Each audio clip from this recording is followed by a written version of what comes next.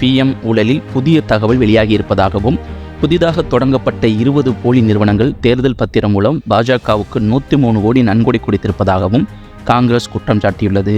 காங்கிரஸ் பொதுச் செயலாளர் ஜெயராம் ரமேஷ் பிரபல ஆங்கில நாளிதழ் வெளியிட்ட தேர்தல் பத்திரம் தொடர்பான ஆய்வு செய்தியை அடிப்படையாக வைத்து நேற்று வெளியிட்ட ட்விட்டர் பதிவில் கூறியிருப்பதாவது: PM ஊழலான தேர்தல் பத்திரம் முறைகேடு பற்றி ஒவ்வொரு நாளும் ஒவ்வொரு புது தகவல்கள் வெளியாகி கொண்டிருக்கின்றன.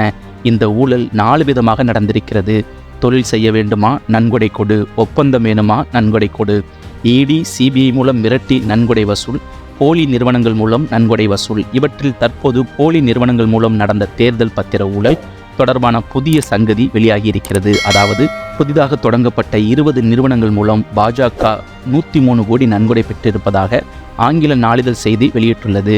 அரசியல் கட்சிகளுக்கு நன்கொடை அளிப்பதற்கான விதிமுறையின்படி நிறுவனம் தொடங்கிய 3 ஆண்டுகள் ஆன நிறுவனங்கள் மட்டும் நன்கொடை வழங்க முடியும். ஆனால் இந்த விதிமுறையை நேரடியாக மீறி தொடங்கப்பட்ட 3 ஆண்டிற்குள் நிறுவனங்கள் நன்கொடை தந்துள்ளன.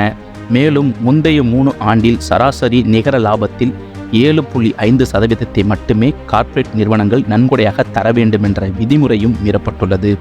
போலி நிறுவனங்கள் மூலம் நன்கொடை தரப்படக்கூடாது என்பதற்காகவே 3 ஆண்டு அனுபவமுள்ள நிறுவனங்கள் என்ற விதிமுறை கொண்டு வரப்பட்டது. இந்த கடைசி பாதுகாப்பும் மோடியின் நேரடி பார்வையின் கீழ் மீறப்பட்டுள்ளது. இவ்வாறு அவர் கூறினார்.